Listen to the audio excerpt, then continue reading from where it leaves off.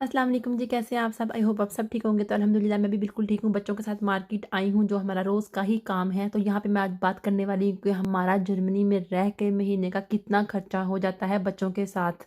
यहाँ पे मैं सिंगल लोगों की बिल्कुल भी बात नहीं करी, क्योंकि सिंगल जो लोग होते हैं वो फैमिली से बिल्कुल ही अलग बात है। इसके बारे में हम फिर किसी दिन बात कर लेंगे, लेकिन आज बात होने वाली है बच्चों वालों के घर में कितनी-कितनी चीज़ों की ज़रूरत होती है। यहाँ पे कितनी ज़्यादा हमारी कॉस्ट लगती है। बच्चों के इवन के हमें किंडरगार्टन आते हैं, शूज़-गर्ल आते हैं, वोनू-गर्ल आते हैं, बट जाते कहाँ हैं? तो सबसे पहले मैं बात करने वाली हूँ कि मंथली हमारा कितने पैसे वेस्ट होते हैं ग्रोसरी पे। वो खर्चे जो हमारे होने ही होने हैं, जिनसे आप जब मर्ज़ी हाथ छुड़ाना चाहो तो नहीं छुड़ा सकते। और जर्मनी में टोटली प्राइस डिफरेंट हो चुकी हैं। हर एक चीज़ की प्राइस के अंदर 50-50, 60-60 सेंट का इज़ाफ़ा हो चुका है। ये जो अंडे हैं 1.29 के मिलते थे, जो अब 2 यूरो के आपको 10 मिलते हैं।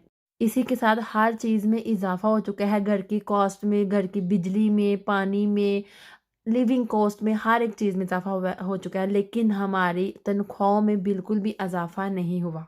3 चीज़ों में मैं डिवाइड करती हूँ। पहले तो हो गया मंथली खर्चा, उसके बाद मंथली जो आप अय्याशी करते हो, बाहर जाके खाना-पीना करते हो, मंथली लाइफ़स्टाइल, और एक होता है पूरा साल का खर्चा, वो आपका कितना होता है। ये सारा कुछ मैं आपको इसी व्लॉग में बताने वाली हूँ, जो हमारा होता है। और ऑब्वियसली जिनके 4 बच्चे हैं, अगर वो सही तरीके से खा पी रहे हैं, बचा कम रहे हैं, सिर्फ़ खाने-पीने ही पे ही ध्यान है उनका हमारी तरह, तो फिर वो कुछ भी बचा नहीं पा रहे, इतना ख़ास तो नहीं बचा पा रहे कि वो सबसे पहले बात की जाए फिक्स जो पैसे हैं जो आपके हर महीने जाने ही जाने हैं, तो सबसे पहले आता है रेंट। घर का रेंट जो जाना ही जाना होता है, 800 यूरो हमारा ये चला जाता है हर माह। एक और रेंट भी आप पे करते हो, बात सिर्फ इसी पे ख़त्म नहीं हो जाती। गर्म पानी जो आप यूज़ करते हो, हीटिंग जो यूज़ करते हो, एक होता है नेबन कोस्टन, उसके आप पैसे पे करते हो। घर के पास जो कचरा होता है वो उठाया जाता है, जो स्नो होती है उसको हटाया जाता है। इन सब की कॉस्ट होती है जर्मनी में रहने के, इन सब चीज़ों के पैसे देने पड़ते हैं। नेबन कोस्टन और हीटिंग वगैरह को मिला के, और जो कूड़ा हम फेंकते हैं उसके पैसे मिला के, हमारा 1000 यूरो टोटली जाता है हर मंथ। जर्मनी में बहुत सारे लोगों के घर में गैस है, गैस वाले चूल्हे वो यूज़ करते हैं, लेकिन हमारे घर में बिजली वाला चूल्हा यूज़ होता है। इसलिए जब हम लोग बिजली का बिल देते हैं तो हमारा बिजली का बिल काफ़ी हाई आता है, क्योंकि हम बिजली पर ही खाना बना रहे होते हैं। तो एक फ़िक्स अमाउंट हमारी जाती है 70 यूरो। और जब अगर हमने ज़्यादा मतलब इस्तेमाल की हुई है तो साल के बाद वो हमें बिल और आ जाएगा। अगर हमने कम इस्तेमाल की है तो उसका भी बिल जो हमें कम होके हमारे अकाउंट में वापस पैसे आ जाएँगे। तो यहाँ पर जो अभी मैंने शॉपिंग की है 69 यूरो की, तो सिर्फ़ हमारी 2 से 3 दिन तक जाएगी। अच्छा जी, उसके बाद आ जाता है इंटरनेट। इंटरनेट भी आपने यूज़ करना ही करना है। हर मंथली इसके हमारे अकाउंट से 35 यूरो जाते हैं। फिर एक और झमेला है रेडियो का, वो आप सुनो चाहे ना सुनो, आपने उसके 50 यूरो देने ही होते हैं। उसके अलावा मोबाइलों के खर्चे, इनके अंदर महीने का हम लोगों ने 15-15 यूरो दोनों ने, हस्बैंड वाइफ ने डलवाना होता है। अरफान ने अलग से और मैंने अलग से। उसके अलावा जी घर में एक ज़रूरी चीज़ है, वो है गाड़ी, जिस पर आपने जाना ही जाना है। हस्बैंड ने काम पर भी, बच्चों ने स्कूल पर भी जाना है, तो उसके लिए हमारा हमेशा से 1 मंथ का लग जाता है तकरीबन 300 यूरो। मंथली हमारा पेट्रोल का मतलब डीज़ल का खर्चा आता है। कार की इंश्योरेंस जैसे 90 यूरो कार की इंश्योरेंस जाती ही जाती है। उसकी सर्विस आती है गाड़ी की, कभी उसका टायर वगैरह चेंज करनी होती है। समर के टायर अलग होते हैं, विंटर के टायर अलग होते हैं। इनको रिपेयरिंग करवाना, इनको चेंज करवाना तकरीबन 100-120 यूरो तो इस पे ही लग जाते हैं।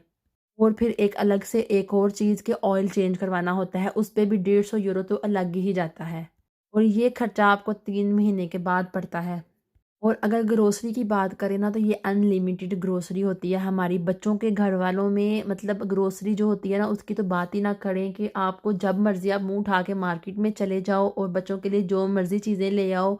2 दिन के बाद तो वो ख़त्म होनी ही होनी है, और आपको फिर से मार्केट जाना पड़ेगा। और इसी झमेले में फिर आप बहुत कुछ ऐसा भी उठा लाते हो जो पहले से भी घर में पड़ा होता है, तो इस तरह आपको बिल्कुल भी समझ नहीं आती। तो इस बारे में तो मैं बात ही नहीं करूँगी, क्योंकि हमारा तो ये वाला खर्चा बहुत ज़्यादा होता है ग्रोसरी का।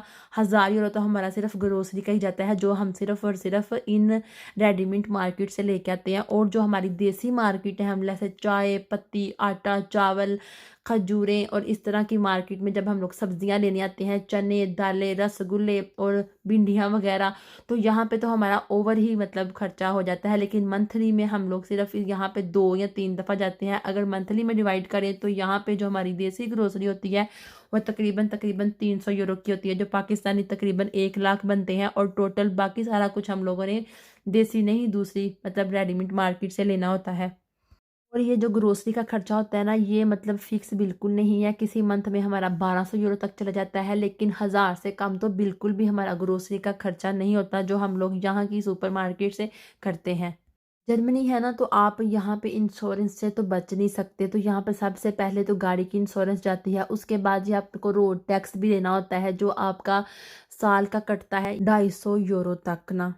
के बाद भी हेल्थ इंश्योरेंस आ जाती है, वो आपकी जब आपको एक सैलरी की स्लिप मिलती है उसके अंदर से वो पहले से ही कटिंग हो जाती है। तो ये वो पैसे होते हैं जो हमारे हाथ में आने से पहले ही निकले हुए होते हैं।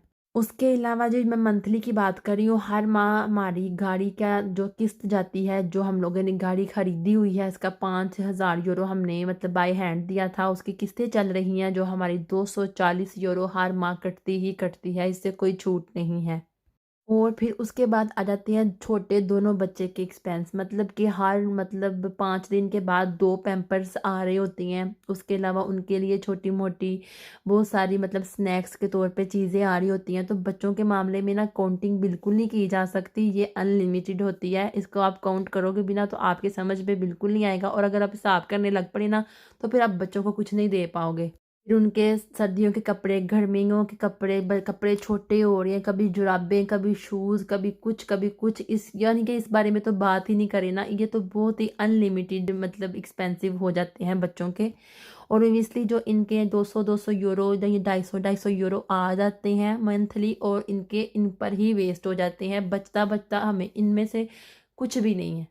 देखने में तो ऐसा ही लगता है कि यार बच्चों के क्या खर्चे हैं, लेकिन बच्चों के ही तो खर्चे हैं, हम बड़ों के खर्चे नहीं हैं। सर्दियाँ आ रही हैं तो स्नो सूट चाहिए, गर्मियाँ आ रही हैं तो सैंडलें चाहिए, फिर मतलब सर्दियाँ आ रही हैं तो फुल गर्म शूज़ चाहिए। बड़े इनके ना यहाँ पे 1 शूज़, 2 शूज़, 3 शूज़ बहुत मतलब बच्चों के काम निकल आते हैं। और फिर बच्चों के मामले में तो आपको यही होता है कि आप अच्छी चीज़ लो ताकि आपको अच्छा रिव्यूज़ मिले। बच्चे स्कूल जाते हैं, उनको भी आए दिन कुछ ना कुछ लेना ही होता है। उनके भी गर्मियों वाले, सर्दियों वाले, बर्फ़ वाले कोट, शूज़, अलग-अलग से कपड़े, अलग-अलग से गर्मियों के अलग से कपड़े। जो जर्मनी वाले बच्चों का 250 यूरो देते हैं ना, बहुत सोच समझ के देते हैं, इतने तो बच्चे एक पर लग ही जाते हैं। और फिर उसके बाद हमारा आ जाता है मंथली, जो हम लोग चीप डे मनाते हैं बाहर जाके, या कभी कभी मंथ में 2 दफ़ा बाहर जाके खाना वगैरह करते हैं, आउटिंग पे जाते हैं। तो ये भी मिला के हमारा तकरीबन तकरीबन 100 यूरो आ जाता है इस मतलब बाहर खाने पीने में। बाज़ दफ़ा 100 भी क्रॉस कर जाता है, जब बच्चों ने मतलब KFC खानी होती है या फिर मैकडोनल्ड खाना होता है बाहर जाने के बाद तब। किसी मंथ ईटिंग आउट का एक्सपेंस मतलब 200 यूरो तक भी चला जाता है, क्योंकि डिपेंड करता है कि हस्बैंड को कितनी छुट्टी हुई है। अगर महीने में 4 या 5 छुट्टियां हुई हैं और जुम्मे वाले दिन हो गई हैं, तो फिर हमने घर में नहीं टिकना होता, हमने निकल जाना होता है। और जैसे कि मैं हूँ, हर दफ़ा जब भी मार्केट्स में जाती हूँ, पीसी में जाती हूँ, तो कभी कोई कपड़ा देखती हूँ तो ऐसे ही मुंह उठा के चली जाती हूँ, और बाद में कपड़े लेके आ रही हूँ तो हस्बैंड देख रहे हैं मेरे मुंह की तरफ, तो मैं तो उनके साथ आंख में आंख ही मिलाती ही नहीं हूँ। और फिर इसका भी 150 यूरो मंथली, जब मैं बगैर सोचे समझे कपड़े खरीदती हूँ, जब ज़रूरत नहीं भी होती, बस ऐसे ही जाती हूँ और देखती हूँ अच्छा लगता है तो ख़रीद लेती हूँ, इसके ये हो गए 150 यूरो मंथली। अब बात कर लेते हैं लास्ट ईयरली आपका कितना खर्चा आता है। तो वो हमारा बिजली का जो बिल होता है ना, मतलब वो, और उसके अलावा जो हमने पानी का बिल देना होता है, वो हमारा 250 यूरो, कभी 3000 तक पहुंचा होता है। तो उसमें से हम लोगों ने किस्तें ही देनी होती हैं, बाज़ दफ़ा हम इकट्ठे भी दे देते हैं, लेकिन फिर भी साथ में किस्तें करती हैं। तो बस हमारा अभी तक तो ईयरली का यही खर्चा है, क्योंकि अभी तक हमने ना टिकट करवाई है, ना ही हम लोग कहीं दूसरे कंट्री में घूमने फिरने गए हैं। तो बस हमारे एक्सपेंसेस तो यही हैं, तकरीबन तकरीबन हमारे 3000 यूरो मंथली एक्सपेंसिव हैं। बच्चों के पैसे भी बीच में ही ख़त्म हो जाते हैं, और दूसरे तीसरे भी जो आते हैं वो भी बीच में ही चले जाते हैं। 3000 यूरो तक हमारा मंथली खर्चा है, जो हम जर्मनी में रह के, घर का किराया दे के, खा पी के, कपड़े शपड़े पहन के जो हम लोग कर रहे हैं। तो जर्मनी रहने के मतलब लायक तो है, लेकिन यहाँ पे महंगाई बहुत ज़्यादा है। और गाड़ी के बगैर तो आपकी ज़िंदगी बच्चों के साथ काफ़ी मुश्किल हो जाती है, काफ़ी ज़्यादा आपको मतलब स्ट्रगल करनी पड़ती है बसों वगैरह पे, तो ये मुमकिन नहीं है बच्चों के साथ। चलिए जी, आज की वीडियो आपको कैसी लगी है, मैंने आपको अपनी अपने सारे एक्सपेंसिव बता दिए जो हम लोग मंथली अपने ऊपर वेस्ट करते हैं। आई होप आज की वीडियो आपको काफ़ी अच्छी लगी होगी, इन्फॉर्मेटिव लगी होगी। तो चैनल को सब्सक्राइब करके जाइएगा। मिलती हूँ आपको किसी अच्छे सी वीडियो में नेक्स्ट। अल्लाह हाफिज़, बाय बाय।